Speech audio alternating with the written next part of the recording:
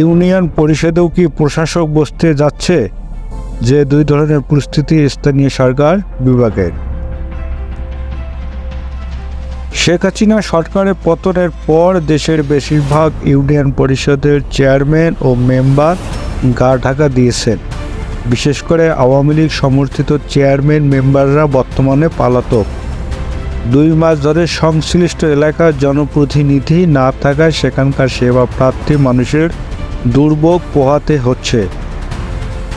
জনসাধারণের কষ্ট লাঘবে city corporation, পৌরসভা, জেলা, উপজেলা পরিষদের মতো ইউনিয়ন পরিষদেও প্রশাসক নিয়োগের চিন্তা ভাবনা করছে সরকার। এই কারণে দেশের 5,554টি ইউনিয়নের মধ্যে কতটি ইউনিয়নের চেয়ারম্যান মেম্বার বর্তমানে অনুপস্থিত আছেন তার তথ্য চেয়ে গত 6 অক্টোবর জেলা প্রশাসকদের চিঠি দিয়েছেন স্থানীয় সরকার বিভাগ। সূত্র জানায়, এই স্তরের জনপ্রতিনিধিদের অনুপস্থিতির হার বেশি হলে সিটি কর্পোরেশন, পৌরসভা, জেলা, উপজেলা পরিষদের মতো বিদ্যমান আইনে নতুন ধারা সংযুক্ত করে অধ্যাদেশ জারি করা হবে। এরপর অধ্যাদেশের ক্ষমতা বলে ইউনিয়ন পরিষদেও প্রশাসক নিয়োগ দেওয়া হবে। আর জনপ্রতিনিধিদের অনুপস্থিতির হার কম হলে প্রশাসক নিয়োগ না করে সেক্ষেত্রে সংশ্লিষ্ট ইউনিয়ন পরিষদের জন্য বিকল্প ব্যবস্থা নেওয়া হবে।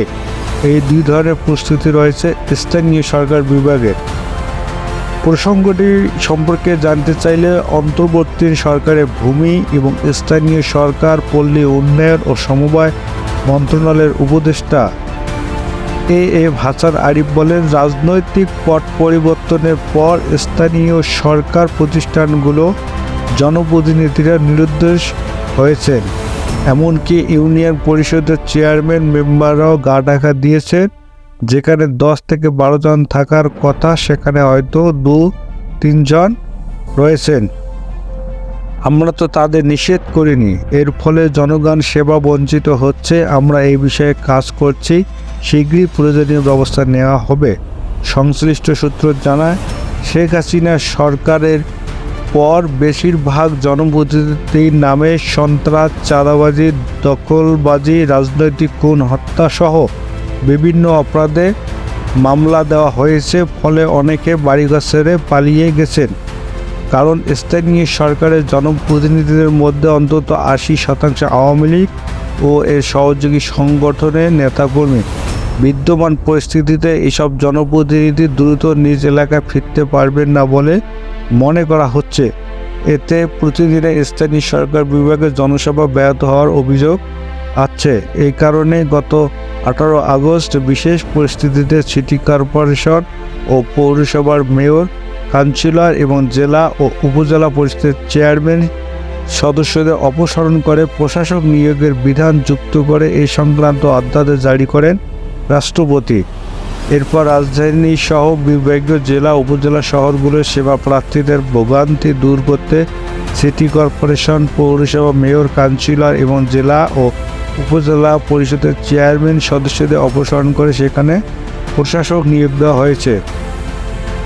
এর ফলে সেখানকার সেবা প্রার্থীদের হয়রানি ও ভোগান্তি অনেকাংশে কমেছে। কিন্তু স্থানীয় সরকারের সবচাইতে গুরুত্বপূর্ণ ইউনিয়ন পরিষদে কোনো প্রশাসক নিয়োগ দেওয়া হয়নি, অথচ সেবা প্রার্থীর সংখ্যা এই স্তরে বেশি।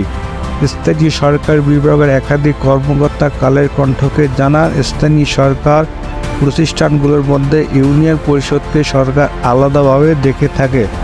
কারণ সিটি কর্পোরেশন, জেলা পরিষদ, উপজেলা পরিষদ ও পৌরসভার কাজের ধরনের চেয়ে ইউনিয়ন পরিষদের কাজের ধরন কিছুটা ভিন্ন। সরকারের ত্রাণ বিতরণ থেকে তৃণমূলের যে কোনো ধরনের কাজে ইউনিয়ন পর্যায়ে জনপ্রতিনিধিদের সম্পৃক্ততা অনেক বেশি। গ্রাম পর্যায়ে সাধারণ মানুষের মধ্যে স্থানীয় জনপ্রতিনিধির প্রভাব অনেক বেশি। শেখ হাসিনা সরকারের পতনের পর গত 8 আগস্ট ডক্টর মোহাম্মদ ইউনূসের নেতৃত্বে অন্তর্বর্তী সরকার গঠন করা হয়। এরপর 18 আগস্ট বিশেষ পরিস্থিতিতে সিটি কর্পোরেশন, পৌরসভা, জেলা, উপজেলা পরিষদে প্রশাসক বসানোর বিধান রেখে এই সংক্রান্ত অধ্যাদেশের খসড়ায় অনুমোদন দেয়। তাতে বলা হয়, স্থানীয় সরকার প্রতিষ্ঠান অধিক্ষেত্র জনগণের নিরবিচ্ছিন্ন সেবা নিশ্চিতকরণ, প্রশাসনিক কার্যক্রম চালু রাখা ও জরুরি এই কারণে অধ্যাদেশে অনুমোদন দিয়েছে উপদেষ্টা পরিষদ।